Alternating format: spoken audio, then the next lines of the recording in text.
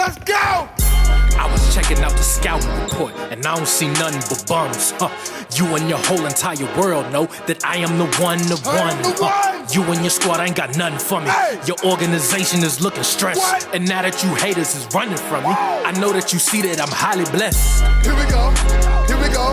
Here we go. Here we go. Yeah, we live with your boy Coach G. Yeah, we live with your boy Monty. You and your squad ain't got nothing for me. Your organization is looking stressed. And now that you haters is running Episode 25, we are here. Welcome into another edition, another episode of The Rewind, brought to you by Global Sports Entertainment 3. I'm the captain of this ship, the man that's going to hold down, lay the land of the law, and make sure that Bryant does not go off the hinges tonight with his hot take tonight. Monty Moss. Bryant Garvin will be joining me shortly. My co-host, who birthday is tomorrow, so you want to give a happy early birthday shout out to our co-host, the man that holds it down, not also behind the scenes, but in the boardroom with us, BG Bryant Garvin, who I believe is turning, I want to say in the 60s, maybe. I could be wrong. He moves like he's 60. He can't even get out of bed, but all grace to the good Lord. Another episode. Want to give a special thank you to my brother, my dog, Chris, in 1990 Studios for all the work that they do for these past 25 weeks. It's been a long 6-month journey since starting this thing in January, but we're continuing to put in the work. We're continuing to put out a good product, and we couldn't have got it done without him and the rest of the team. Also, shout out to our graphic designer, Pat, who does this thing for us also. If you haven't, please like and subscribe to our YouTube channel at @TheRewind_GSC3, as well as follow us on all social media platforms at @TheRewind_GSC3. Man, July is going to be a good month for us. It's our last month, FYI. We'll get into a little bit of that later on in the show, if not in the next episode. But we're going to make sure we end July on a good note. It is the first week of July, so happy July to everybody. Regardless of what happened in June, July we get another opportunity to go out there and kick some ass. So regardless of what happened yesterday or regardless of what happened in June, it's a new month to continue to push towards our goals, push toward things we want to achieve, both in the workplace and also outside of workplace as far as our personal lives. But without further ado, I want to introduce my co-host, pre-early birthday boy at 12 o'clock Eastern time. He will strike gold again. He will be reborn again. BG Bryant Garvin is in the house, 4-time state champion, over 400 career wins in his co-head coaching career. He's coached both football and basketball. He is also inducted into the Nork Hall of Fame, and it's good to be back with you. We're back in on the East Wing in our on our home studios. Bryant Garvin, what's good? Good to see you, sir. Happy early birthday. Happy you get to celebrate it with your boy on The Rewind, episode 25. What's good? Yeah, get my age right. You better get my age. Cause you keep saying I'm 60. Now we're being recorded, and you say I'm 60. I'm sorry. I can publicly make the correction. Okay. I am 54 today, and I'll be 55 tomorrow. Got it. So, public service announcement. We have the power of editing, I think. Bryant will be turning 55. Double nickel. 12 o'clock Eastern time tonight, as he will strike gold again and be reborn again. And hopefully he's 55, but he feels like he's 35. Is that the case? That is, I look like I'm 40, so, you know. That's how that is. It's just what it is. Man. That's the great genes, that good DNA. Very little gray. Very little gray. I'm bald, you know. It's, you know what? You're lucky to be recording. This episode is live on Facebook and also through our Facebook group, GSC3. But Bryant, as 12 o'clock almost approaches, have you had what does 55 mean for you? As you know, we only get to live once, but it's safe to say that you've been on this planet for 55 years. Has that struck you yet? Give me some thoughts of what's going through your mind as you get ready to embark on your birthday coming up in a few hours. Hey, I'm blessed to be here. You know, I've gone to a lot of funerals. I've seen a lot of funerals from youngsters passing away in their teens and 20s and not making it to 30. That's one of the things that I'm blessed to God to say that I'm able to be here with the fellas and do some great things today. And moving forward, hopefully I can live to 100 and call it a day. So, man, to be 55 here as a young black man from Chicago, impressive. You are blessed, my man. You know that? You are blessed. But I want to do some house cleaning before we bring our guests on. We got a great guest. I appreciate him taking the time out to come on. He has gave us his commitment to bless us with his presence. He's had a long work day, of course, grinding, putting in the hours, trying to make some things happen, and I know he is, but just want to give a public house cleaning announcement. Want to give a special shout out to my high-end cigars family. Scotch Plains, New Jersey is where you can find them. Of course, I am a proud member of the high-end cigar bar family. Black owned. Shout out to Mr. Anthony, who owns the place along with his wife. They are amazing. They treat me with amazing love and honor and respect. They've shown the Rewind a numerous amount of love since we started. They share some of our stuff in their own Facebook group that they have called High End Cigars. If you're a cigar head or like cigars or not a member and want to become a member, you can join. There's memberships available. And fun fact, I am the youngest member there. So I'm surrounded by a bunch of older OGs and beautiful women of class. And Brian has been there once and enjoyed this. Yeah. Well, Brian doesn't smoke cigars, so of course that's the reason why. But Mrs. Kim, the wife of Mr. Anthony, as well as the cigar high-end manager, cigar bar manager, Eric, who is a piece of shit, honestly, when I think of him. He always likes to say I dress like an 8th grader and calls me an 8th grader, but he always shows love. He's a diehard Yankees fan, and I told him, because they sent me a care package, Brian, you know me, I love free stuff. So I said, no problem. I will gladly wear and rep some high-end cigars merchandise on next week's episode, which is tonight. And it would be wrong for me if I didn't shout out my family. So I've met a lot of amazing people there, made some really good connections. And those people have turned from friends and family, and I'm honored to be a member there. And, more memories to be made and more fun to be had with the high-end cigars family. Scotch Plains, New Jersey. Check them out. They're also on all platforms, Facebook and Instagram. But if you got any questions, holla at your boy. I'd be happy to help. But Bryant, enough with that. It's time to get into tonight's episode because I'm not sure how I feel about you tonight, man. You've been pissing me off lately, and tonight's a perfect opportunity to release some of my steam. But we can talk about that after, I guess.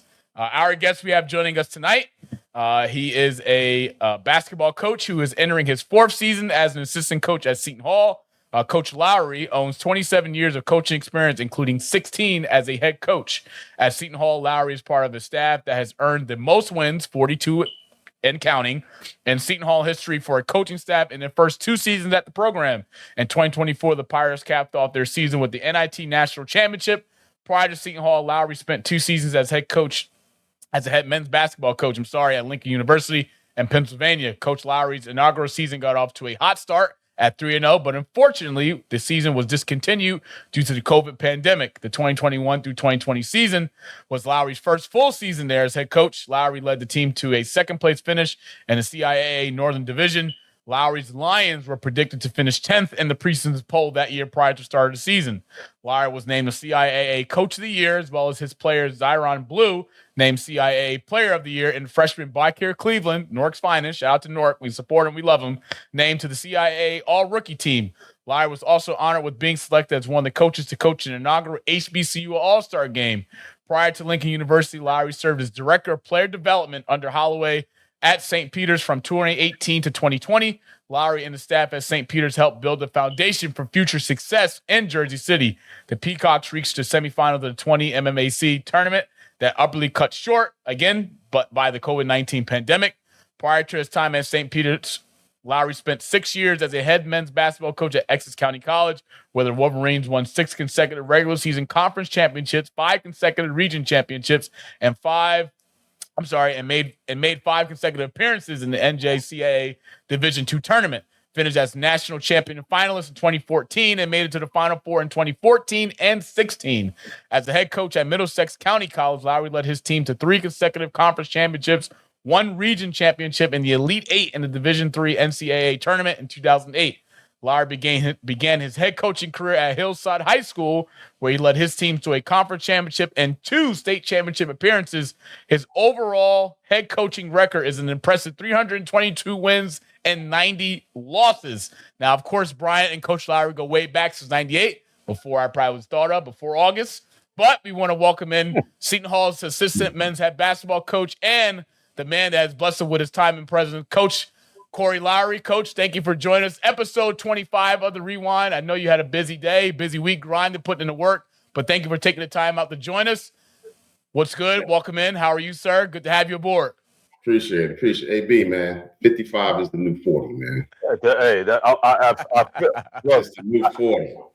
I take, every time I age, I take an extra vitamin. So I'm almost up to like 17 vitamins a day.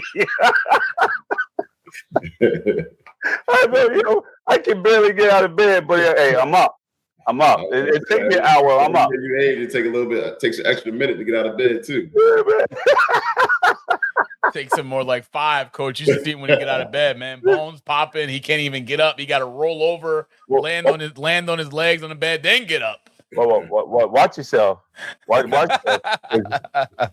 It's you lucky we recording. Coach, we appreciate you taking the time. I know you had a busy summer, of course, putting in the work since this last season ended, not also with the Big East tournament. But give us a little bit of what your summers look like. How are you doing health-wise, and what's your summer been like? Because I know in the summertime, there is no off button. There is no vacation mode. It's still full throttle going ahead with recruiting and getting everything together with these NIL deals and stuff like that. But give us a little bit of what your summer's been like since the season's ended. Well, I tell you, when the season ended, the first thing that Coach Holloway said, he said, we'll never have another season like this ever. And he meant it from the start of it, man. So it's been a lot of early mornings, late nights, and we just really been with a fine-tooth comb going through every single recruit that we brought in, just looking at a lot of film and just making sure that all our I's were dotted, all our T's were crossed, to make sure that we bring in the right guys that fit the culture of Seton Hall and what Coach Holloway's trying to do. We'll get into a little bit of Seton Hall talk later on in the show, but we want to tip off with, of course, the thing that's been driving everyone crazy these last few days, including today, is NBA free agency. There's been a lot of deals that's been made today. I know, of course, the Lakers picking up DeAndre Ayton, signing him to a deal, who's previously with Portland, as well as previously with Phoenix. Mike Brown is the new head coach of the New York Knicks. I'm sure Knicks fans are ecstatic to have that. In my opinion, I think that's the perfect hire, especially firing Thibodeau with no plan to hire after him. It took them weeks, if not months, to get the right hire with that. Bryant's Bulls, we're not going to talk about them. They haven't even made any moves yet. But we got Miles Turner, who's just left Indiana, who went to the Milwaukee Bucks. If you don't know, Miles Turner was a big piece for the Indiana Pacers run this past postseason as they made their appearance to the Eastern Conference Finals for the second consecutive year in a row. LeBron picking up a $52 million player option this year for the Lakers. I'm not sure if money or winning is a priority for LeBron right now in this career, but we shall talk about that a little bit later.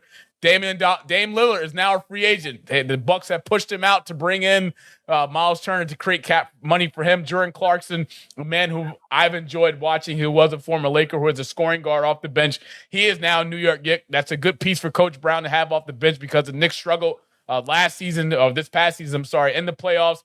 SGA's got a 4-year, $285 million supermax through 2030 as well as 2031. Brook Lopez, who I thought the Lakers would have went and tried to go get. That didn't happen as he went to go try Little Brothers in the Los Angeles Clippers for a 2-year, $18 million deal.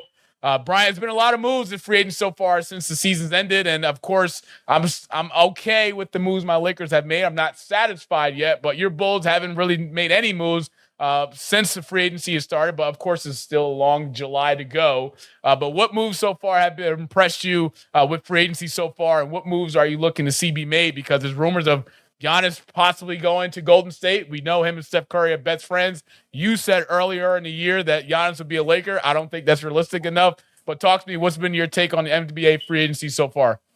Well, the free agency is free agency, man. You don't know how it's going to work until everybody starts playing together. It takes a minute to get used to those adjustments. But, I think it was a big loss with Indiana. With the Bucks, I think it's a plus if they can keep Giannis there. The Lakers are just weird. I think LeBron is just, you taking $52 million. This is your last year, man. If it's me, you really don't need the money. Cut half and then go get quite a few other players.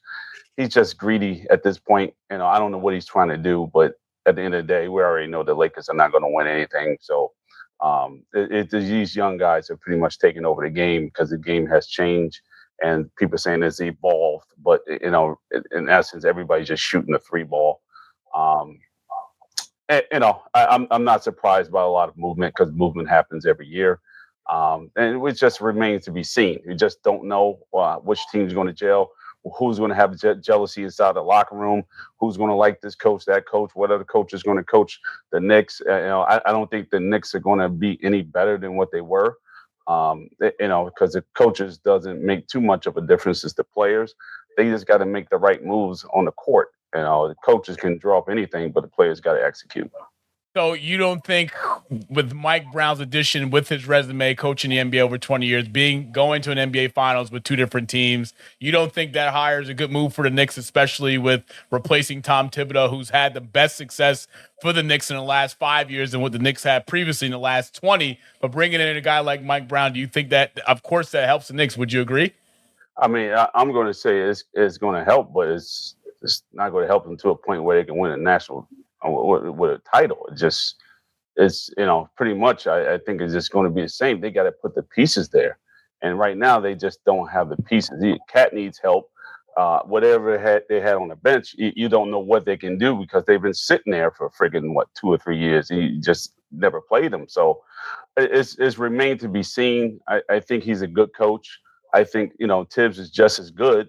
He may play the guys on the bench a little bit more, but I still think the result will wind up being the same. I don't think it's going to be any better unless they make some drastic changes on the bench to get some guys that can really play the game.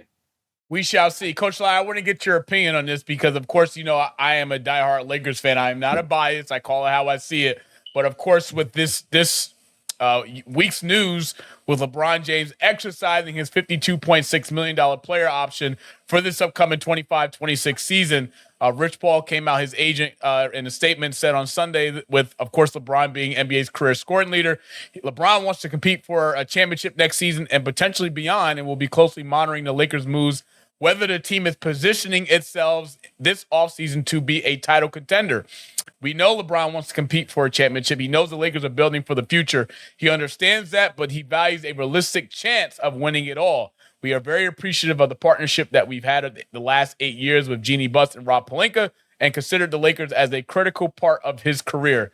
Now, some people out there say that he's being greedy, of course, by taking his $52.6 million player option because, of course, all the all-time greats that have won championships have sacrificed the payday to put the team first. From Tom Brady, we've seen it from Michael Jordan, we've seen it from Tim Duncan, we've seen it from Jalen Brunson. The list goes on in terms of greats. But in your opinion, with LeBron picking up this player option, do you believe the Lakers still can be a championship contender with, of course, adding DeAndre Ayton to the roster in recent news as happened as of today? No. DeAndre Ayton is not a game changer. And, again, you pick up that player option, if you want to win a championship, you sacrifice that money, so you can bring in other talent, and then you just look at, the game has changed here on the offensive end, but the game has changed on the defensive end now also. You look at OKC, look at what Indiana did. They're picking up full court 94 feet. Mm-hmm. They're fighting over screens now. They're not just switching, mm-hmm. So when you got Luka and you got LeBron, this is not LeBron in his prime. You're already deficient two defensive players right there. So, Lakers need a lot more help to even think about winning a championship. And I don't know if they got the cap space with him taking $52 million. So it seems like more like a farewell tour. Hey, Coach, you said it better than I did. It's just farewell tour. Farewell tour indeed. JJ Redick in this free agency is still open. It's going to be a long July, but the Lakers need to do a little bit more if they want to position themselves. Right now, I feel like the Lakers are mid team in the Western Conference. Of course, the West is only getting better with KD going to Houston, and of course, Golden State being healthy after going out, of course, in the second round this year. But Bryant, with the news of Miles Turner going to the Bucks and Damian Lillard no longer being there, they made some roster moves. You let go Brook Lopez. He's now gone to the Clippers. Doc Rivers, of course, returning back as head coach. Do you think with the addition of Miles Turner, is this enough to convince, Giannis to stay in Milwaukee and keep that title contention team together in the East? I think it's getting close to being late in the game to where Giannis is going to give it a shot. It's usually when guys like Giannis, they usually gone right after the end of the season. You know what I mean? And that deal is already made. So I think he's kind of dragging his feet to see what Milwaukee's going to do at this point. And right now, they're making some slight moves to get him to stay and kind of compete over in the East. With him being there and building a team around him, I think he may wind up staying put. I can't see him vacating right now at this point. You never know. Wherever the money talks, sometimes the bullshit walks. And, he can be here today and gone tomorrow in the NBA. You just don't know. So, LeBron is staying put for the 52. Giannis, who knows? You just don't know. I hope he stays because, it keeps the game interesting, the East versus the West. And it kind of keeps us watching. I don't watch the garbage for the first half of the season because nobody plays defense hard. And when you saw this evidently, the last game of the year when Indiana played defense like their life depended on it. OKC played defense like I've never seen a game like them play like that all year long. I have never seen. They were playing so hard that he put so much pressure on his Achilles that it snapped. That's how hard he was playing. He didn't play that hard in Game 6. That's why he was playing. But he was going all the way out, and it just popped and gave way. So if it was Game 6 like it was, if it really didn't matter, I don't think he eventually would have wound up getting hurt. But that last game meant something to both teams, and they came out like Mike Tyson and one of his biggest freaking fight. They was going at it, and I sat there for the first time in a year, watched from the beginning to the end. I couldn't believe it. I said, we talked about this, right? Remember we talked about it. Said the game's going to go Game 7, and they go to war, and it made the best man win. But it's unfortunately that Indiana was one man short. Yeah. Coach Lowry, you hear what he just said, right? You hear how he just exposed himself. They go to show that Bryant hadn't watched a single playoff game, all playoffs from start to finish, but wants to wait until the Game 7 of the NBA Finals to come up here and say, I watched from start to finish. That is an embarrassment. That is an embarrassment to the show. That is embarrassment to the work I put in on a weekly basis to bring you stats, to bring you analytics, to bring you the game. But your excuse is, well, I coached. I know the game. Watch this, Coach Lowry. I didn't watch any of it. What did I say? I said that the game is going to go 7. Indiana and OKC is going to win the game. I said it. I don't even have to watch it. Okay. It's already predetermined. They even betting on the freaking games. Do you see this? The players are betting on the game. Beasley is being investigated by the Department of Justice. It's like, are you retarded? Like, come on, dude. Clearly he is. You're looking at the clock. You sit up there. You dunk the ball, and actually you look it up. Make sure you got the score. Something's wrong. And this is why people don't watch this shit. You can't sit there and everybody just standing around watching them do it. That's like, I mean, are you serious? Imagine somebody doing that shit in college. Yeah. Coach Lowry. You can't, and the funny thing about it is I'm an Indiana Pacers fan, and I pick up these. I'm a Pacers fan. Die hard from the 90s. Mm-hmm. And the thing about it also is I don't even watch the NBA until after March Madness is over and my season is over. Then I find out what's happening in the NBA because it doesn't get real until then. See, because now college, I watch it from start to finish. Football, start to finish. We know this. We talk about it. We even go to games. Correct. The NFL, I watch, right? For the most part. NBA, I refuse to watch that. I can't stomach it. I just can't because you might well go in there and play some damn video games. You get more excitement from that than you would watching that. I went to Randy Foy's basketball games and I sat there and I was in the seats. 5 minutes in, I was taking a nap. I was like this. All right, I didn't wake up to the fourth quarter because that's when all the excitement happened. I said, "Oh, okay, cool." And then now I was like, "All right." He basically came out of the game, and next thing you know, he wasn't even really sweating. I said, "Man, you worked harder at Villanova than you did here." It makes no sense. So why would you go in there and sit there and just watch this and just be like, all right, these guys making all this money, they really don't care. Randy, he cares. He loves the game. But a lot of these guys, they just playing for the money. They want the big contracts. They got families to take care of. It is what it is. Different time, different era, of course, but we get to see some really good, exciting NBA this up next season with your guy Michael Jordan returning to the NBC broadcast. Both NBC and Amazon Sports have put together a real season team from top to bottom. That's something we'll talk about later on prior to the start of the NBA season. But speaking of Villanova, Coach Lowry would know a thing or two about Villanova as he prepares for them twice a year, both home and away, if not the Big East tournament when those two teams ideally normally meet according to tradition. But Coach Lowry, Seton Hall is looking to have a better year this upcoming season after last season finish. From your perspective, from what you've seen since the season ended, what has the offseason been like for you guys as a staff? And what are some of the things you can share that Coach Holloway and the team have been doing since the season has ended to improve this roster for the upcoming season? Yeah, man. Well, it really first started with, how Coach Holloway really had us look at all the recruits that we were bringing in, whether it was, from the transfer portal, and majority of the recruitment is coming from the transfer portal now also because teams are getting older. So just the amount of film that we watched, just making sure that the guys not only fit our culture, but, like just looking at things that you normally look at, their scoring possessions, how they're defending. But, man, we were looking at mistakes and their reactions and their body language after a mistake. Is that the type of guy that we want? So, Coach Holloway is, I tell him all the time, there's nobody that works harder than me.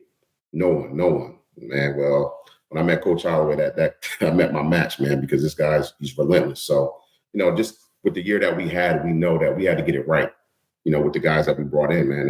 And so far, what we're seeing, man, I think that we got it right, man. Just as far as the toughness, they came in with natural toughness. Now we got to teach them what Seton Hall toughness is, and just the level of competition and the desire that's out there. So I'm happy with what we got so far and, what we see over the summer.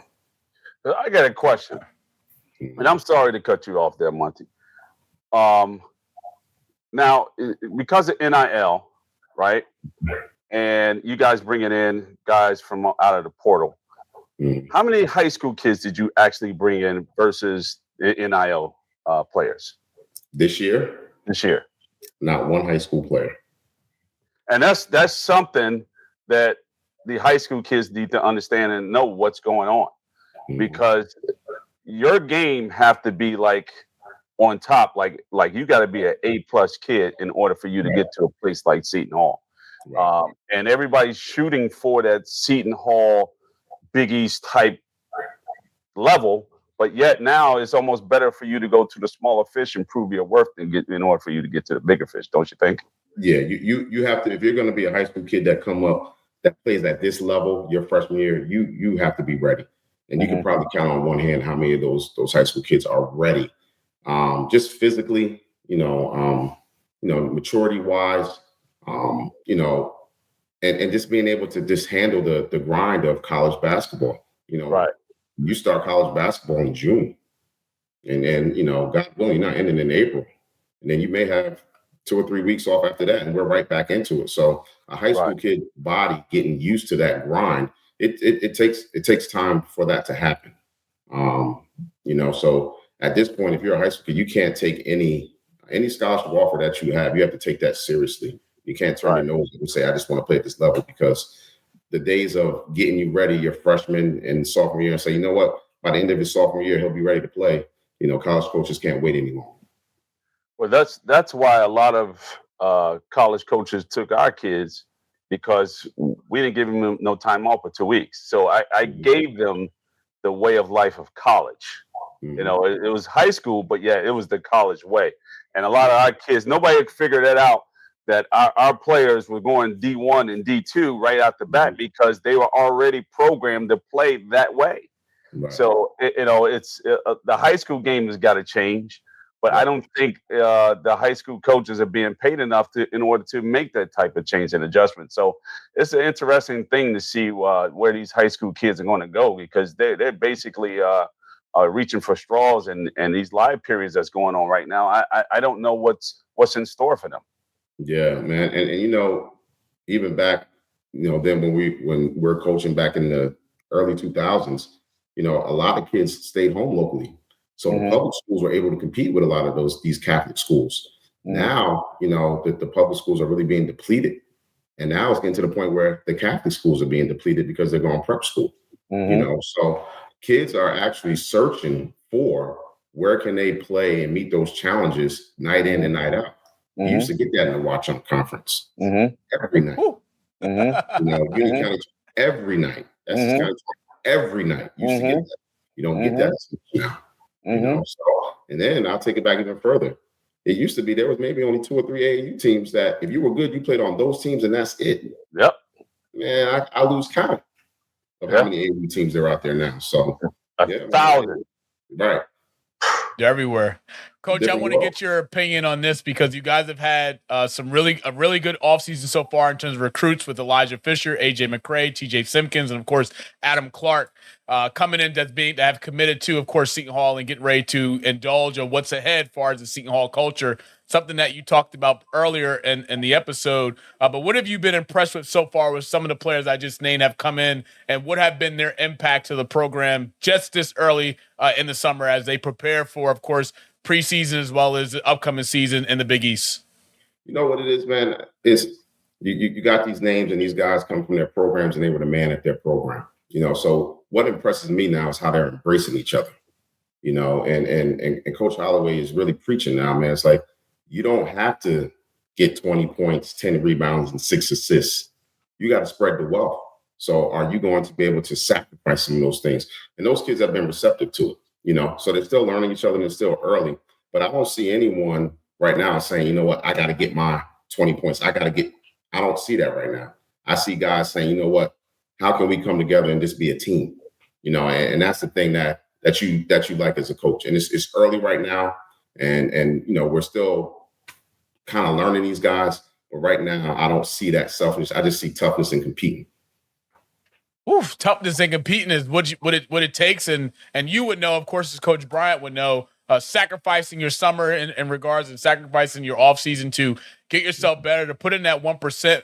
And you've seen that firsthand since the season's ended. As you touched on, Coach Holloway has said this will never be something we'll experience again. And you guys are putting in the work, and it's starting to turn to fruition. I hope it does, of course, coming into this upcoming year, because the Big East is one of the best conferences, not the toughest conference in the nation when it's all said and done. Yes, you can say the Big Ten. Yes, you can say the SEC, but you want dog mentality. You want killers. You want games that's going to go down to the wire where coaches have to coach off X's and O's. Big East is where it's at. And Coach Lowry, for you, I know you're excited for this upcoming year, but could you share with us some things that you look forward to seeing as the assistant coach this year, going on into another year under Coach Holloway? What are some of the things that you're excited for ahead of this upcoming year, personally and from your perspective?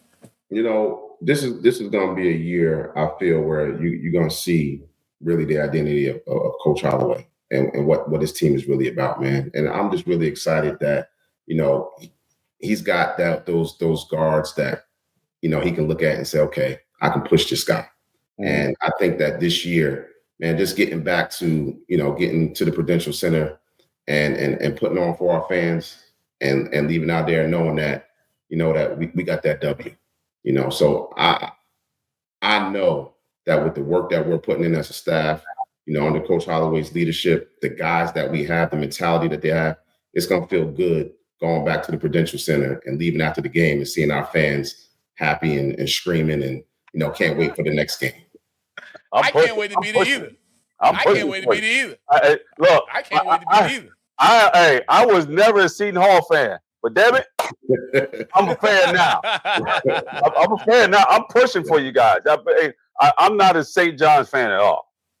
Hey, Coach Lowry, I'll share this with you because we were fortunate to have one of Seton Hall's alumni basketball players, Greg Tynes, who came on, blessed us with his presence. And we had a great conversation in that episode. It was right after you guys had lost in the Big East tournament. And one of the things that he was so excited about was Coach Holloway and feeling like there's a breakthrough coming. There's a breakthrough on the verge of happening because of obviously what he walked in with at Seton Hall, and now him starting to implement his own DNA. He's had the support from the admissions. You guys have made some changes to the school itself with upgrades to the practice facility and the facility on campus. And this is part of things that Bryant's talked about as well, as I'm sure you know, that alumni, admins, they have to all pour into this to make the product as the Seton Hall brand or the Seton Hall basketball culture improve. And him and his alumni, he came out and said straight up, like, I'm excited for the coming year. I want to feel that buzz. I want to feel that energy. Not also when we play Villanova, not also when we play St. John's, or not also when we play Connecticut, but when we play Marquette, when we have, of course, Creighton coming into town or DePaul coming into town. We just need everyone to buy into what Coach Holloway is saying and preaching, because he knows what it takes to get to the top of the mountain. He's had success. You were there when he had success at St. Peter's. Brian, of course, is a big advocate of Coach Holloway at St. Peter's, and everyone is going to take a team collective. And I'm excited personally to see what you guys will do as the upcoming year. I'm excited to be there. I can't wait to be there. Hopefully we get to break bread together in person. And, we'll just leave Bryant. We'll put him like in the bleachers somewhere up top where the Jersey Raptors are.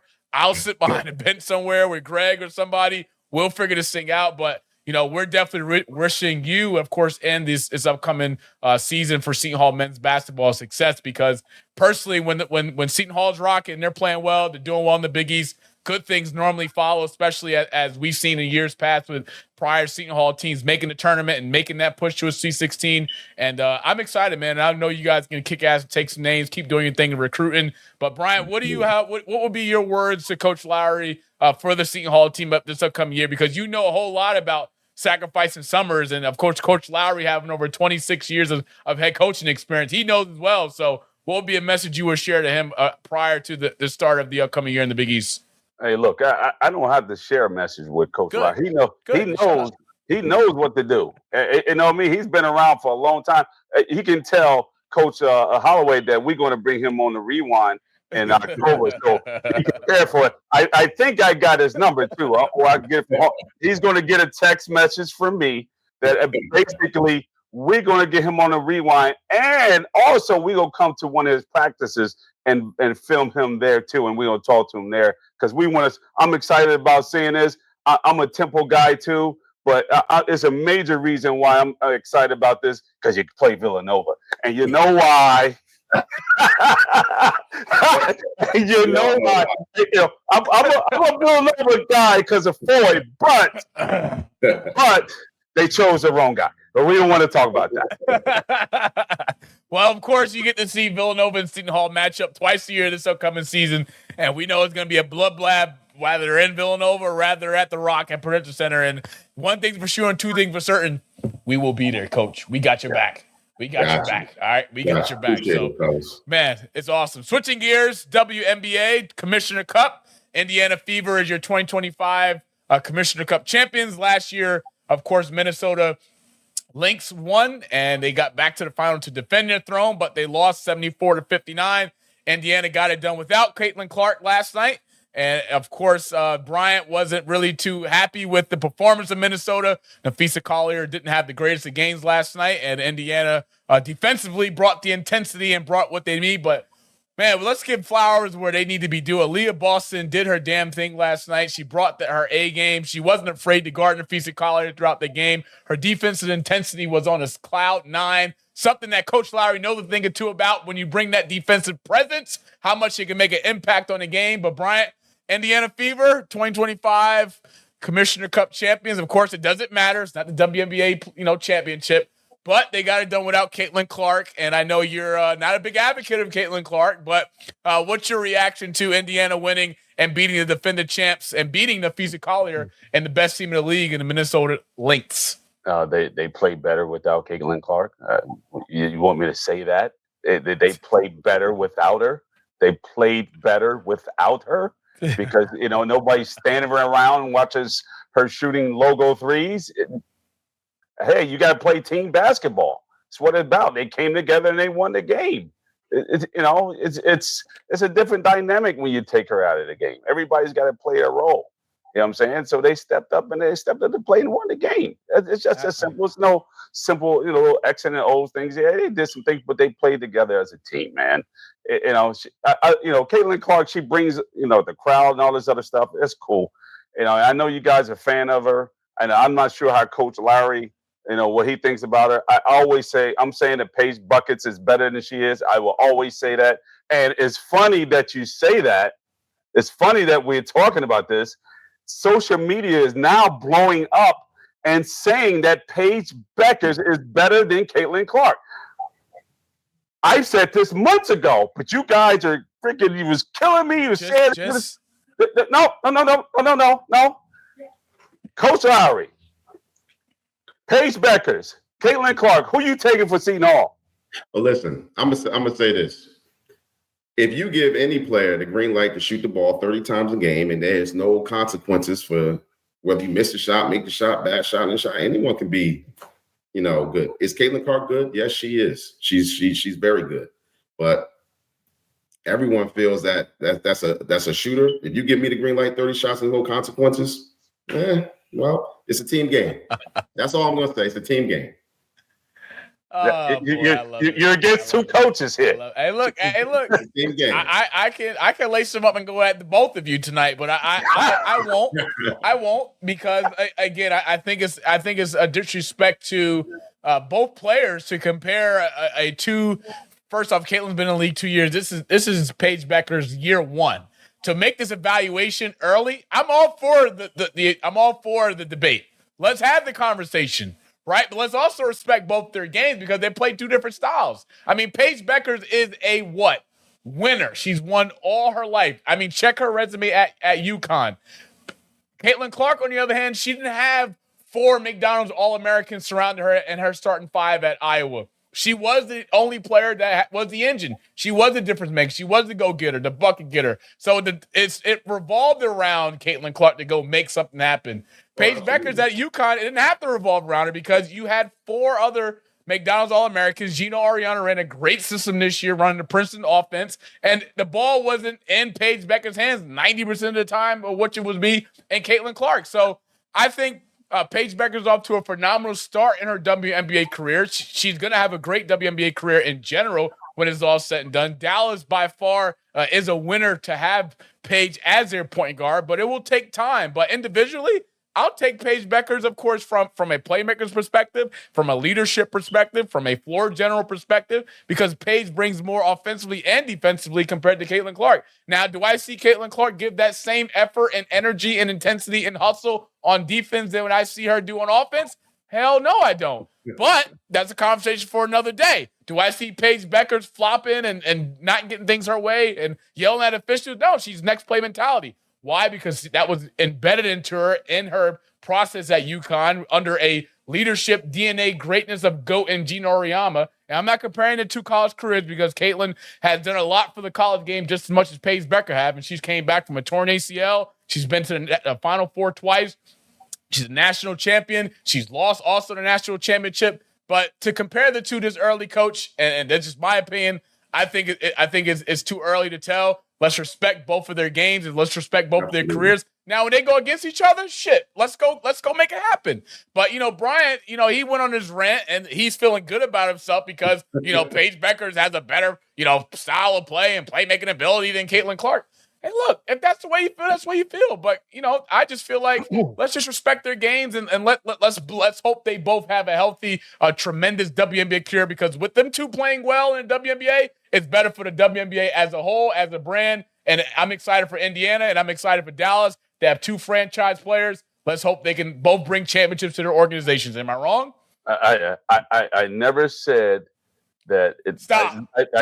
Stop. You don't know what I'm getting ready to say. You don't know. Bullshit.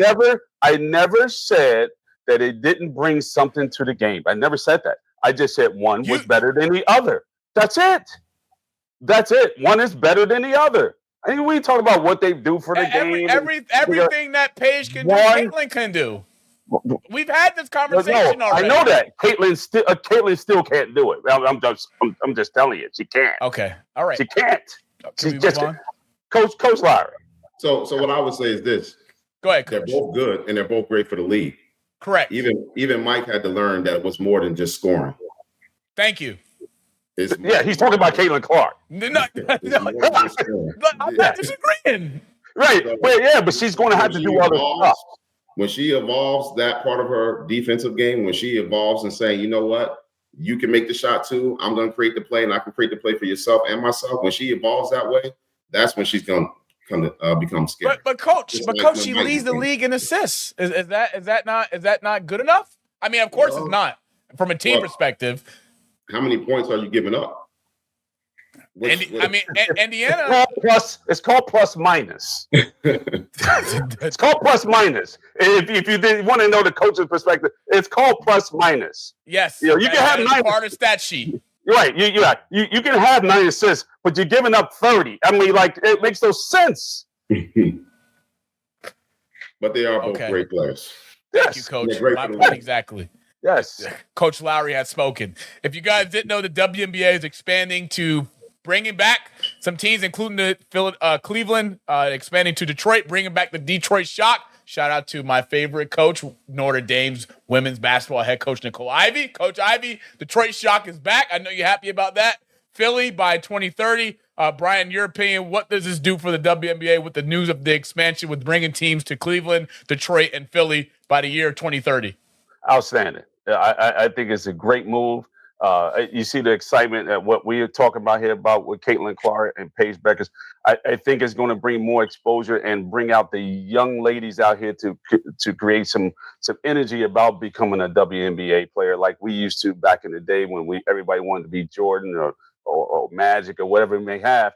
I now think the interest is really picking up in the girls' game, and I'm excited about it. I wish my daughter was being born now, then we can just ride along with this because she'd probably be a little bit more excited today than she was 20-something years ago. But at the end of the day, man, I think it's something special to see this right before my eyes.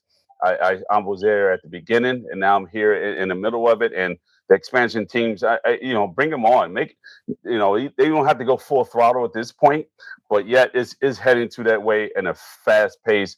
And my hat goes off to Caitlin Clark for doing that, as well as Paige and whoever else is coming into the game, and it's something worthwhile, and it's going to create some interest where I'm going to wind up going to the games all the time, especially as a retiree.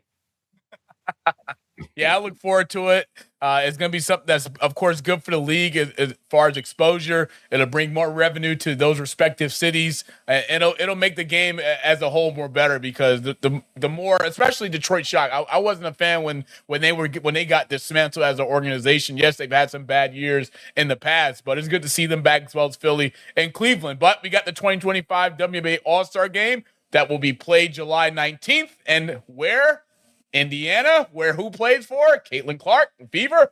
Caitlin Clark and Minnesota Lynx and the Fisa Collier have been named 2 team captains after finishing the top 2 fan vote getters. All 10 starters of Fever and New York Liberty led the way with 2 All-Star that were named Monday. The reserves will be announced this upcoming Sunday for the rest of the WNBA All-Star weekend. Tips off July 18th with the 3-point contest. And 2024, of course, Alicia Gray of the Atlanta Dreams was named starter Monday, made history by winning both events in the same year. But here's what everything you need to know for this upcoming year's WNBA All-Star Game. We got the 3-point contest and skills challenge on July 18th at 8 p.m. Eastern time on ESPN. And then, of course, the game that everyone wants to see July 19th, the All-Star Game that will be 8:30 on ABC. Starters that have been named for respective teams. We got Leah Boston, Paige Beckers, Caitlin Clark, Nafisa Collier, Alicia Gray, Sabrina Nusku, Nikia Sadu, Brianna Stewart, and the front runner who was second in voting this year, Asia Wilson, who, of course, my Vegas Aces are having a very bad year to start the year, but we're trending, trying to figure it out, get over the hump. Becky Hammond's got a lot of figuring out to do for this year, but I'm excited for the WNBA All-Star Game. We'll talk about that a little bit more as we get closer to the WNBA All-Star Game here on the Rewind. But if you didn't know, coaches, Angel Reese and A'ja Wilson were both named to Players of the Week. Angel Reese has resurrected the talk that she heard from Bryant previously on the Rewind. She finished with average over 19.17 rebounds. A'ja Wilson, of course, doing what she does best, being one of the best players in the WNBA with averaging over 23 points and 10 rebounds a game.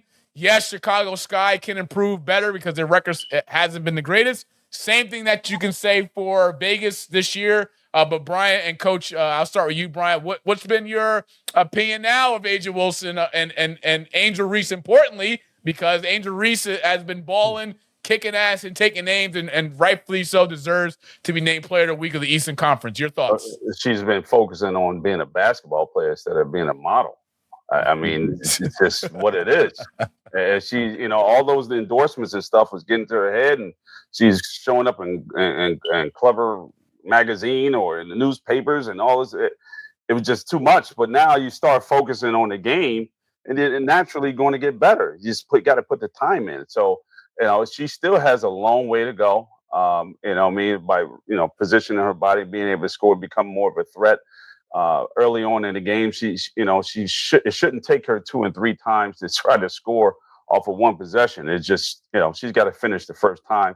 There's some things that she can work on, or at least leaving her feet a little bit. But, she can rebound the hell out of the ball in traffic, which I'm impressed by. She has those long limbs, and she can do some great things. A great week she had. She just got to be more consistent with it, and that's it. But, my words of what she was before, I said she sucked and she was ass, and it was evident. But now this week she picked it up, and my hat goes off to her. I'm going to give her credit where credit is due. Coach Lowry, do you have a WNBA team, or are you a fan of the sport? Is there a particular player you like to watch in general, or are you just a fan of the game as a whole?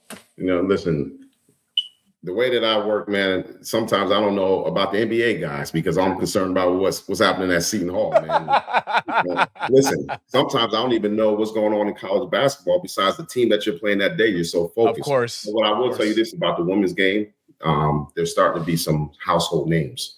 And that's what the league needs. My father tells me all the time. He was like, man, I watch these women more than I watch you guys. I like how these girls play.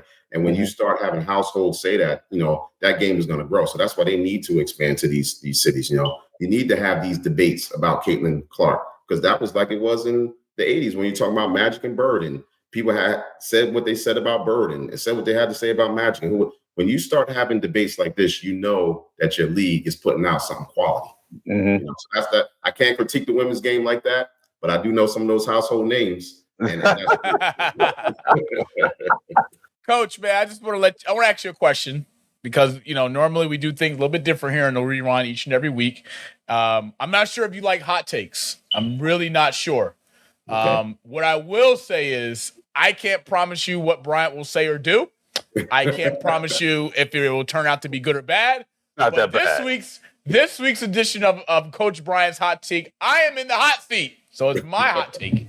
And Bryant will follow up after me. And Chris, myself, as well as Pat, we put this together amongst ourselves for Bryant ahead of his birthday. So, Chris, if you could do the honors, it is time for this week's edition of Coach Garv's Hot Takes with me, Monty Moss. Goddammit. Let's go.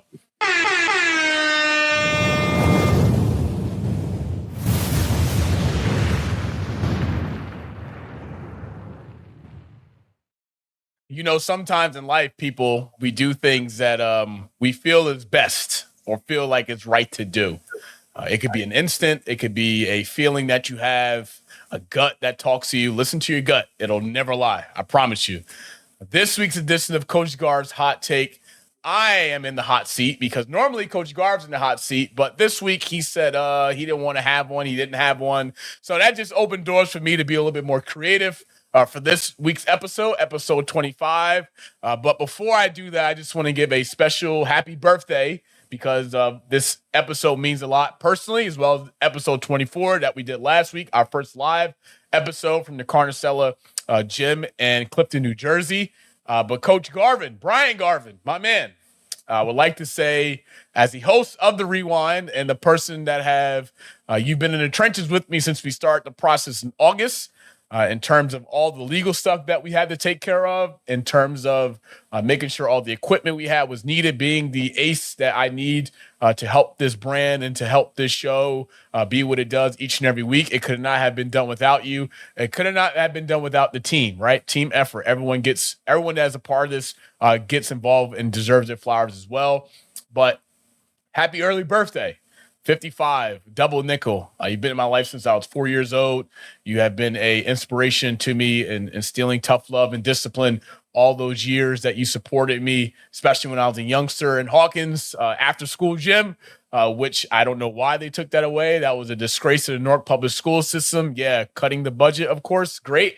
But you've been an inspiration to so many. You've changed so many lives. You opened up so many doors with your resources and connections, and you've watched me grow from the person I was 4 years old, to the young man that was coming in Hawkins, tearing shit up, shooting from three, and doing what I do best. But you've also been a big supporter with me through my high school career. You've opened doors for me to join the Eastside basketball staff. Not also as a sports information director, but to help you with recruiting, as well as what you've done for the football program when you took over as head coach. All those early mornings, late nights, those recruiting trips, both football and basketball has been a blessing. You've allowed me into your home personally. You've allowed me to be one of your own. You've allowed me to even have my own room in the Bryant Garvin household. So I'm forever blessed, forever grateful. And I just want to give you a flowers while you're here and say thank you. Thank you for all you've done for me personally. But I have a surprise for you. Ahead of your 55th birthday. Now, of course, we did your retirement party. When you retired from Newark Public Schools, we did the damn thing. DJ Ice came through. We have former players, parents, coaches, all the people that have been impacted and inspired by Bryant Garvin was there. That was a day that I'll truly never forget. But on tonight's episode of The Rewind, Monty's Hot Take, I just want to show you what we put together for you. Happy birthday, Bryant. Happy birthday, brother. Oh, what the hell is that?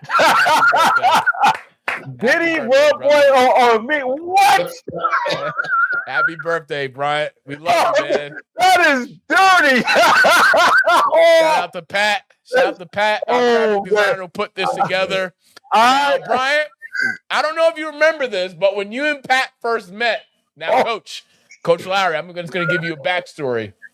Now, our guy, Pat, our graphic designer. Oh, my God. Him and Bryant had never met yet. This is their first interaction together virtually. Bryant said something disrespectful along the lines of Pat saying something about Diddy. I don't remember verbatim. Pat, in his words, said, I am going to get you back some way, somehow. I just don't know when, but I'm going to get you back. So when I was texting Pat, I said, Pat, man, let's put something together for this week's episode for Brian's birthday. Pat texted me back and said, well, do you want to do something funny or you would do something serious? I said, well, shit, let's do something funny. And he put this together.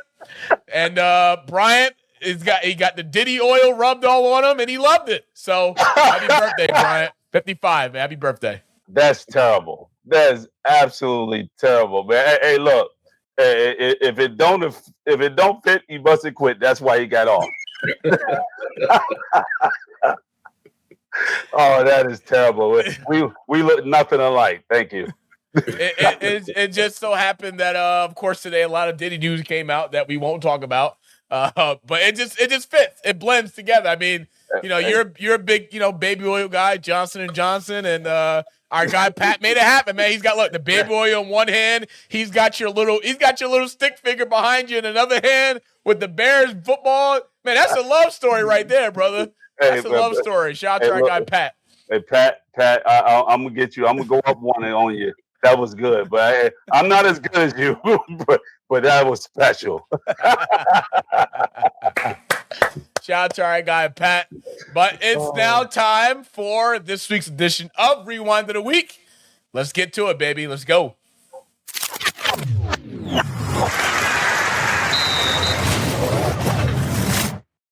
This week's edition of Rewind of the Week, we talked previously in regards to Ace Bailey. Well, not Brian and Diddy. Hell no. Not Brian and Diddy. No.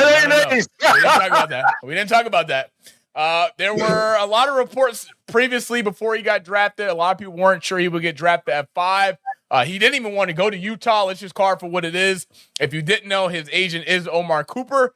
And, of course, Omar Cooper has 4 players currently in the NBA. And from stories and from what people say surrounding Ace Bailey and his camp, during the pre-draft process, he was very arrogant, I should say, to some of the teams that he told to front office execs as well as scouts that he wasn't going to practice or work out for that particular team. Utah was one of them. Danny Ainge, of course, being the president of basketball operations and GM for the Utah Jazz, went on and took Ace Bailey. Rutgers listed him at 6'9". He came out to officially be listed at 6'5". Of course, there's some controversy in that as well. He didn't he didn't train for any organization during this process at all. No one's seen tape from him since he finished at Rutgers. But Bryant, he's drafted at 5, a lottery pick. It's safe to say him and his agent Omar Cooper got what they wanted, as well as Ace Bailey achieving his dreams of being in the NBA. What was your reaction to seeing Utah pick Bailey at 5 on NBA draft night? Coach Lowry, nobody can ever say that I don't know what the hell I'm talking about, because we talked about Ace Bailey, and I've been talking about him since day one at Rutgers. Mm-hmm. And I said that this kid is something special. Mm-hmm. He had some work to do. You know, he has a little unorthodox jump shot. You know, he's a little wiry, but he's athletic as hell, and he can shoot the ball. Mm-hmm. So at the end of the day, I'm not surprised at the 5th pick. I just, on the last episode we had, I was just telling him just to tone it down to let his camp handle it. But it's almost like they pulled a Trump move. They say one thing, they snatch the rug, they do this. You don't know what's going on behind the scenes. You know, and I actually found out what actually happened, and it was some deal that was going on as far as a trade deal. It may be that was probably going to push him down, but then Danny Ainge kind of finagled the trade deal and went ahead and wound up drafted him at the 5th pick. You know, I think it's an outstanding pick. I think Utah is a perfect place for him. I think, you know, Utah is a place where you can forget about all the noise, and the fan base is there. It's great because they don't have shit else there. But, you know, football and basketball. And, hey, look, even Will Joyce is even out there, correct? Yeah, you know what I mean? So, and he's doing some fantastic things out there in Utah. And, you know, I got to go out there and visit him. So, you know, I think Ace is in a phenomenal spot. I think you can build a team around him, even, you know, with Ace. I think he can be an all-star there as long as he keep his head. I love the kid. You know, I was just absolutely shocked that Rutgers can only win 15 games with 2 first-round picks, even though your bench may not be that good, or your 3rd and 4th and 5th player may not be that good. But hell, they was good enough to be at Rutgers. So at the end of the day, you know, 15 games is not good enough with 2 first-rounders, and that's just my opinion. I think that was a failed season with those type of players, and you know, with 2 NBA guys, I'm going to make the tournament.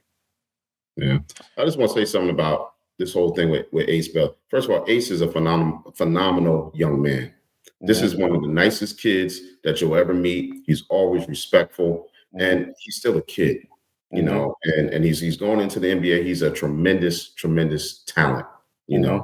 But there's going to have to be people surrounded around him that help him grow up. And we got to give Ace some grace right now. This is not a 10-year NBA vet. This is a young kid that's still a teenager that's going into a multi-billion-dollar industry, and he has to learn how to, you know, behave in that infrastructure. But he's one of the nicest kids that you'll ever meet. He loves the game of basketball. You know, I met him a couple of times. Before he even went to Rutgers, he was even, you know, he came to our gym a couple of times and played an open gym.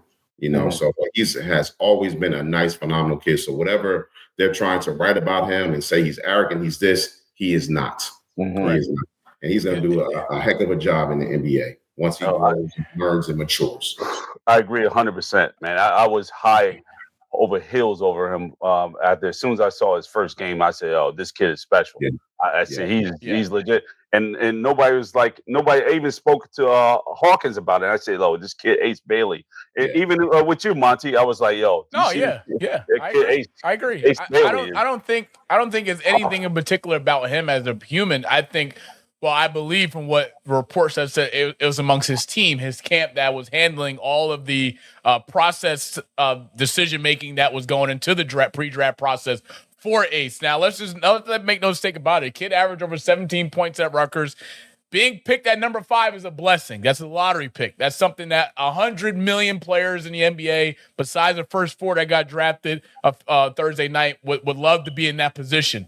I think Utah's a great place for him. They just let go Jordan Clarkson, Colin Sexton, their guard that was there for 4 years. He's now gone. They have Will Hardy as head coach there. They brought in who I think was a pick you could not draw up any better, and that's Walter Clayton Jr., who man, he shook a lot of people's heads throughout the college season last year, especially this year. And for Utah, for him, this is a place where he can develop. This is a organization where he can grow. He can evolve as a young man. He can get all the tools that he needs to be a professional. And the Utah Jazz has a well-oiled front office organization that is ran with class. We know Dwayne Wade, of course, has a minority stake in the organization. What better mentor that you can have in your corner, in your ear, than Dwayne Wade, who's been through all the trials and tribulations, highs and lows in the NBA, especially coming from Chicago and playing at Marquette. It's something that's a blessing. So for people out there that want to talk bad about it and to diminish his character or try to, man, the kid just is destined for greatness, and we wish him nothing but the best in Utah. And we hope to see Utah back in the playoffs, because we know that they hadn't had success in a long time to make the playoffs. And with Will Hardy and of course, Ace Bailey at the helm, only good things could follow. So wishing the best of luck to him. But our last segment of the night, Coach, we want to get you out of here. We respect you of your time. It's with Floss, with Moss, with who? Me. Let's go.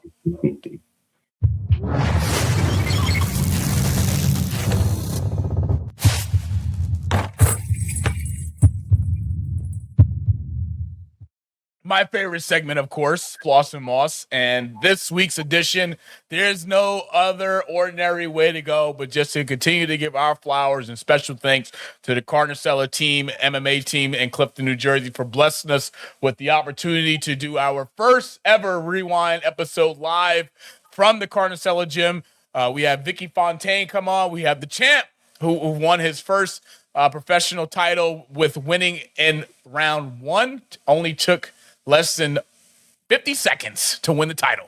And we were very blessed with, of course, Ricky Vera, Hall of Fame boxing referee that was there to help us make it happen, turn that vision, turn that idea, that goal into reality. And we had a great time. Episode 24, you can catch that on our YouTube channel, as well as like and subscribe while you're at it. But Bryant, man, it was a great time last week to do our first episode in person. I definitely enjoyed it, and I'm really happy for Paul Carnicella, who's the owner of the gym, that was able to come on and bless us with his presence as well, and also share some interesting stories from the MMA side. But, man, that was a great time last week, Brian. Wouldn't you say? Hey, Coach, let me tell you something. You see this picture right here? Everyone in there looks like we're cozy, and you got air conditioning on in there. It was about 150 fucking degrees in there. And the sweat that's rolling off my back right about now, at that point, you have no idea. I'm in a total disaster at this point. I'm sitting there like, how do they do this? I have so much respect for this crew doing this. It was like an inferno in there. I said, yeah, you guys training this every day? You talking about basketball players training? No. We don't do anything to basketball players, football players. This training is insane. I've never seen anything like this. It's unbelievable. My hat goes off to them. You can lose 20 or 30 pounds in a week in this freaking gym. And I've seen them do it. I said, it's incredible. They do this all day, barely eat. They probably eat some charcoal or something and get them going. I don't know what it is, but you sweat your ass off in this gym and they work hard, man. My hat goes off to them and I was impressed. Yeah, we had a great time. Body fat. Right about there. Hey, I lost a few pounds there last week, Coach. Man, it was crazy. I you know what's funny? I was even motivated where I asked Paul. I said, "Could I come in here for a few training sessions just to get my endurance, just to get my butt?" Man, the way those guys train, both men and women, professionally as well as the amateurs. man, they don't leave nothing on the table. And Paul Carnicella being in the business for over 40 years, he's trained guys that are now in the UFC today. And of course, Ricky Vera being, the legendary boxing referee who his son, who goes to NJCU Division III, plays with, is on the wrestling team. I mean, they run a pretty good ship over there. So, Coach, man, if you want to put some of your players through real conditioning, real hell, Paul Carnicella and Carnicella Gym is the place to be. I promise you, man. That place is off the chain. Man, that number, man, that could be that ain't a problem. That ain't a problem. You put them guys through hell, Carnicella hell, man. Look, I guarantee those guys be ready for Villanova this year. Guarantee. Guarantee. Guarantee. Everybody leaving out of there with a six-pack. That's the problem. One last thing we want to give or announce on tonight's episode 25 of the Rewind. We want to give a special congratulations because we support New Jersey basketball. And Brian has brought this up about something that we'll bring later on in the year, probably September, with a segment of high school and college players, just highlighting them from New Jersey. But Noah Farrakhan, if you guys didn't know, was announced to the Spurs Summer League roster for this upcoming Summer League team 2025. And he's had a hell of a basketball career, both high school as well as college, finishing at Hampton University, having that HBCU experience. And, personally, I couldn't be more excited for him. I know his mom, Angie, who is the owner of Signature Sports Bar in Union. Of course, we support Black businesses. And personally, I just want to show some love, highlight him, and say congratulations, Noah. Hope you have a great Summer League experience this upcoming year in Vegas. And I look forward to seeing you out there in person because I'm planning to take a trip out there to see you kick some ass and take some names for the Spurs. So congratulations, Noah. Just want to give you your flowers. I know you'll be watching at some point, but we wanted to do that. Bryant, you know Noah a little bit well. You were in the recruiting room trying to get him to come to the East Side few years ago before he took his talents to St. Patrick's. Can you give a little bit about that? Yeah, it was between East Side and St. Pat's, and I spoke to his father several times when I go out with you, and I kind of wish we had the young man. He's definitely a talent, fast as hell, very quick to the basket and shoot the ball a little bit, and I wish him nothing but the best of luck. But I have one thing, and not to negate Noah, but yet asked to talk about Noah Farrakhan and other players, to give this question to Coach Lowry. Sure.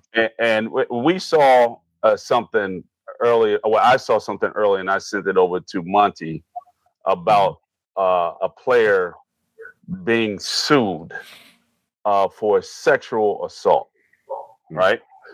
So this young man, Maxwell Hairston, that got drafted by the Buffalo Bills, is being sued by a young lady that he, I guess, had a situation with at the University of Kentucky 4 years in 2021. Yep. She's now suing him today for sexual assault for an incident that happened in 2021. We don't know what was going on. How do you have anything in place at Seton Hall or universities when you was a head coach at Lincoln or wherever it may be, even in high school? Did you guys have anything in place to educate our young men to prevent these type of things? Because you've come across so many athletes that are highly 50, 60, 70 million dollar men getting drafted. And these young ladies are seeking out these athletes at this point coming into the universities or even in high school now. I even heard some girls said, I want a D1 man. See, these things are coming out slowly but surely, and it's like they're targets. So what do you guys have in place to educate our youth to prevent those things from happening? Because you're going to have some D1 guys and be caught up in that situation on your campus. Absolutely. First of all, they're targets because now with NIL, these guys are making money, and everyone knows that they're making money, and they're making good money. Right. What we do at Seton Hall is we have the North Police Department and the prosecutor's office come to the school every single year before the season, and it's about 4 officers, a couple detectives, and it's just an open forum.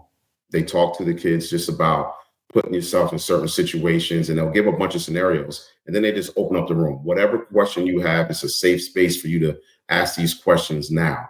What do I do if I'm pulled over by the police? What do I do if I'm at a party and a young lady wants to, leave somewhere? If she's been drinking, what should I do? And we have this forum every single year, right when school starts. The police department comes in, they do an outstanding job. And it's just, you'd be surprised some of the questions that the student athletes ask. And the coaches, we're back there, we're asking questions as well. Whatever scenario that we can think of that could possibly happen with our student athletes, we ask those police officers, and they tell it, straight exactly what to do and how things are, so we do that every year, and it's excellent. And then, just the fact that those cops will also come to the games and the players can identify them. It's a way that the police officers are trying to build a bridge, with young athletes as well, letting them know that, if you're ever in a situation, call me up. I can help you with this situation as well. So we're trying to bridge that gap between, young males and the police as well, because that can be sometimes a negative connotation as well. I agree with you, and I'm happy that you guys do have that, because it works. I myself was caught up in a situation in Oklahoma, but yet, it was two young ladies. I was driving home in a car, and they were intoxicated. I was just a designated driver, but I wound up getting pulled over by the police in Oklahoma, and the next thing you know, that incident got back to my coaches, but in a positive way. So in saying that I was responsible enough to get them back into their dormitory, is saying that, to make sure they were okay. So that stuff there, and I didn't try to do anything. I said, no, that's not my style, because this is what I know. I was raised to be a model citizen and make sure to protect a lot of young ladies from being assaulted away because they're under the influence. I've done that at Temple University with my man, Mr. Green, and his fiance at the time, or his girlfriend, now their wife. They're married at this point. So that was just been in my DNA. A lot of young fellas get caught up in stuff like this, and we see this gentleman being sued, and we're going to continuously to see it until someone put this stuff in place, because these young men and young ladies as well now are high-profile people, and they need to be protected on these campuses, and now even more so in high school from NILs, because you can get an NIL deal in a high school setting as well. So I think that's something to bring up. I think that the high schools have to look into it as well, if they get some high profile athletes, to put some protection behind them, because these people out here, they're going to be starving, and they're going to be lurking after them, trying to do some harm to them. And and the other thing is, it's not just the allegations can sometimes just ruin your career, whether you did it or not. So you have to teach them, you have to have some foresight and teach these kids not to even put themselves in a situation where an allegation can be made, because allegations, whether they're true or not, and a lot of times they're false. But because you can press Google and put that student athlete's name in there, and it pops up that these allegations were made, that can prevent you from getting a job. It can prevent you from getting a scholarship. It can prevent you from getting to school. There's so many preventions there, man. It's scary. So you really have to think about these safeguards that you can put around your student athletes now.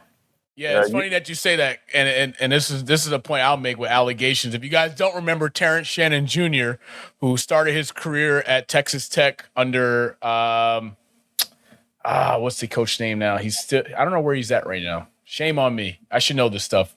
But long story short, he started at Texas Tech. Then he transferred to Illinois.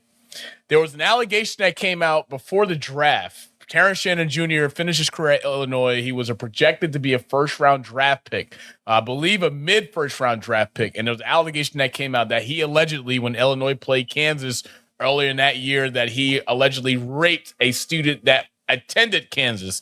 Now he was out of basketball for the next 6 months.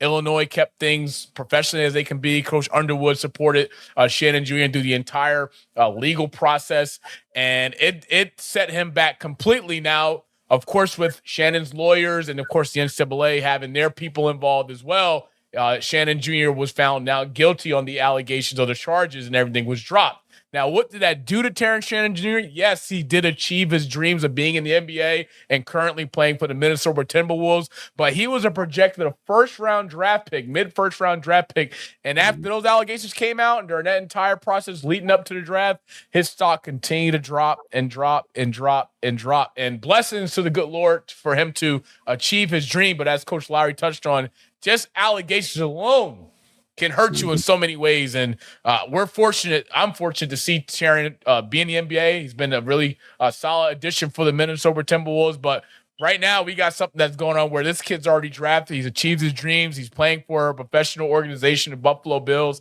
And for something just to come out of the woodworks from 2021, it's just a disgrace, and we have to do a better job to put parameters in place to protect our black men from these type of things, because a lot of these black men come from nothing. They come from childhood poverty to low income housing to not being able to provide, and now that they are in position to provide for them, their parents, and family, and generations to come, we can't allow things like this to come out of place, because that can hurt and diminish a person's career before it even started. So thanks, Coach, for that. That's a great point. But I just want to give a perspective from something that was recent with, of course, Coach Shannon, Terrence Shannon Jr.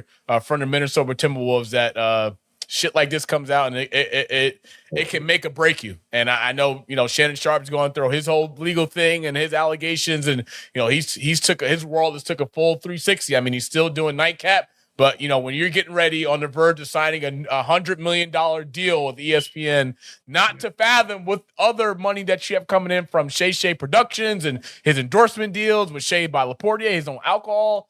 That stuff can set you back a few years, and I personally hope to see Shannon Sharp back on First Take at some point, hopefully in the football season, because he's a great asset to TV. He's worked his ass off to get to where he's at. No need to give it away over some stupid pittiness of a woman or whatever that happened. So great point, Coach. Hey, coaches too. You talking about the head coach that was at University of at Michigan State University that for whatever reason just disappeared. But his situation was unbelievable. Coaches as well, man. We have to protect ourselves from that type of stuff. They already had a pre-notion of what they're going to do before they even say, "Hey, how you doing?" They shaking your hand, but in their mind, there's already a game that's going on. So you got to understand, and we have to understand that when you are on these campuses, sometimes they don't even have to happen on the campus. It can be someone that's visiting the campus that's coming to get you. So we got to put that green light on and pay attention to it. Absolutely. Coach, before we get ready to sign off, we want to personally say thank you for taking the time to come on Rewind episode 25. It's been a blessing to have you on to get your perspective on a lot of things, not only from Seton Hall, but also some personal perspective that you share with the conversation we just had.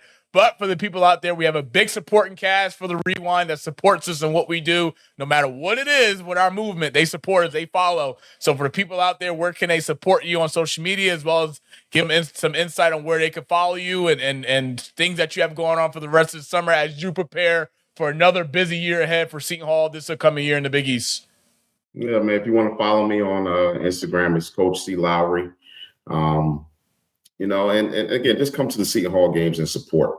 Bring your energy with you, man. When we pack that Prudential Center, man, it's just an electric feeling. So if you want to support me, come support the Pirates this year, man. And I just appreciate you guys for having me on, man. It's a blessing, man. And, I thank my Savior also, man, for giving me opportunities like this. So I thank you guys, man. Anything I can do to support you guys, man, please let me know. I'm there for you guys, man. You guys are part of my family now. I would like a care package, please, medium, so I can wear some merch on the Rewind, and that's all I ask. I'll get my wife to. She finds sales all the time at the book, so I get her to order you a T-shirt, man.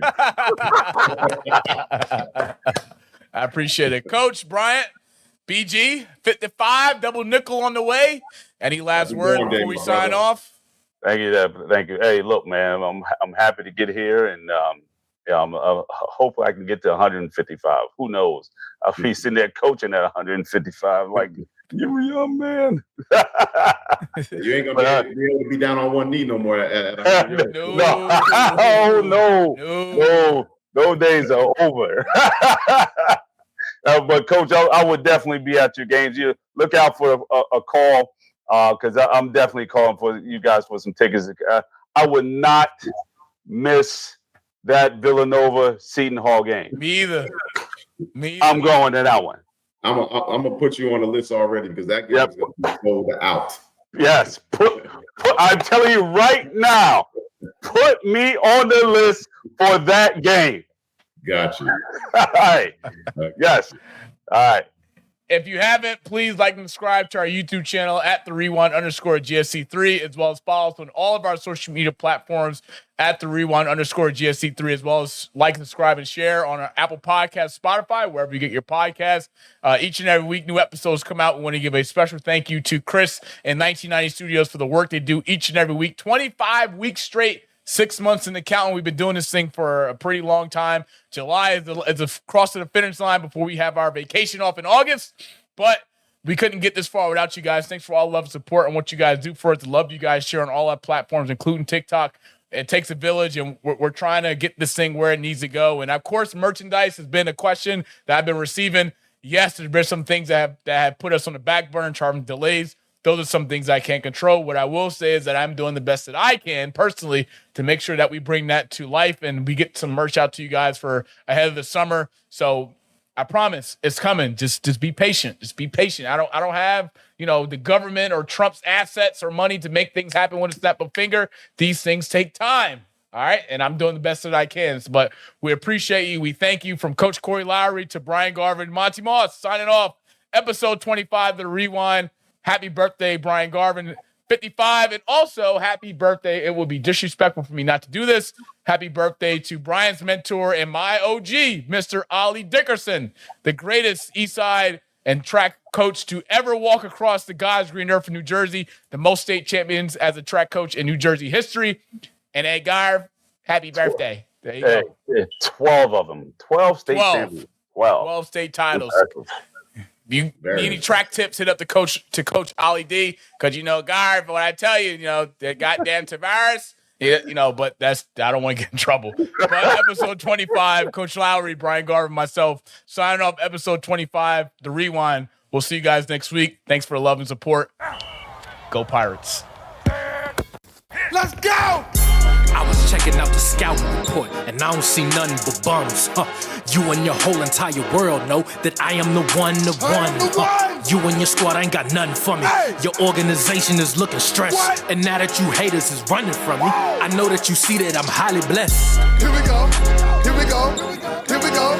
Here we go. Yeah, we live with your boy Coach G. Yeah, we live with your boy Monty. You and your squad ain't got nothing for me. Your organization is looking stressed, and now that you haters is running from me.